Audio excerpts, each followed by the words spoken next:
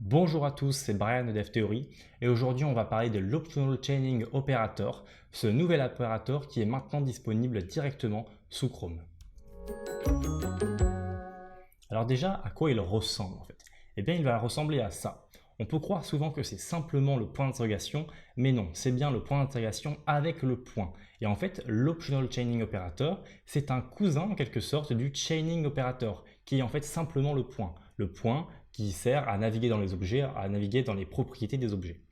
Donc avant de comprendre son utilité et en quoi il va changer notre code, en fait, il faut comprendre ce qu'on faisait avant l'optional chaining, tout simplement.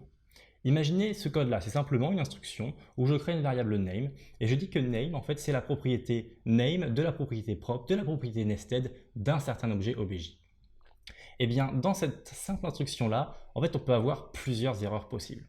C'est-à-dire que ici, imaginez que object n'est pas de propriété nested. Ça veut dire que si je fais un point nested, eh bien ça va renvoyer undefined. Eh bien si après on utilise le chaining operator sur quelque chose d'undefined ou sur quelque chose de nul, donc c'est-à-dire quelque chose de nullish, nullish ça regroupe deux valeurs, null et undefined. Donc si j'essaie d'utiliser le chaining operator sur quelque chose de nullish, eh bien ça va renvoyer une erreur, comme quoi cannot find property prop because undefined value ou quelque chose comme ça. Et donc là, on peut avoir un problème. Et imaginez qu'en fait, encore une fois, le point propre soit undefined, mais que ça ne soit pas undefined, et bien alors on pourrait avoir un problème sur le point name, car ici, ça peut être nullish. Donc en fait, on peut avoir vraiment plusieurs soucis dans ce code-là. Et pour résoudre ce problème-là, eh bien, il va falloir faire des conditions. C'est-à-dire qu'on va devoir faire un let de name avant la condition, puisqu'on utilise le scope de let.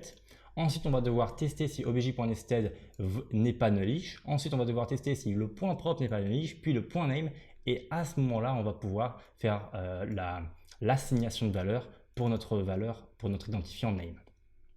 Et donc ça, c'est quand même assez lourd pour ce qu'on voulait faire à la base, c'est-à-dire seulement ça, vous voyez. Et c'est là où l'optional chaining entre en jeu, puisqu'il va nous permettre de faire cette syntaxe-là qui est beaucoup plus courte, qui se fait en une seule instruction et qui est en plus très compréhensible pour nous développeurs.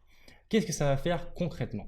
En fait, concrètement, l'optional chaining, ce qu'il va faire, c'est qu'il va tester si ce qu'il y a avant est nullish. Donc si ce qu'il y a avant est nul ou undefined, alors il va arrêter là et il va renvoyer undefined. Donc si nested est nullish, alors name va valoir undefined. Mais si ce n'est pas nullish, alors il va continuer. C'est-à-dire qu'il va lire le point propre cette fois-ci. Et encore une fois, si le point propre vaut quelque chose, alors il va continuer et il va lire le point name. Mais si point propre est nullish, donc vaut undefined ou vaut nul, alors il va arrêter là et renvoyer undefined. Donc là, on voit vraiment la puissance de l'optional chaining, puisqu'il va nous permettre de faire en beaucoup moins de code des conditions qu'on aurait fait avant comme ça et qui n'est pas forcément très propre. On comprend l'utilité de ça, on comprend pourquoi c'est là. Mais voilà, on comprend aussi que ça pourrait être mieux fait. Et grâce à l'optional chaining, eh bien, c'est bel et bien mieux fait. Maintenant, concernant les méthodes, il va y avoir une syntaxe qui va être un peu plus particulière, dont on va devoir s'habituer concernant les méthodes, car on va également pouvoir l'utiliser sur les méthodes. Puisque, pour rappel, les méthodes, ce sont des propriétés. Et parce que ce sont des propriétés, eh bien, on va pouvoir utiliser le chaining operator dessus, et donc maintenant, également le optional chaining operator.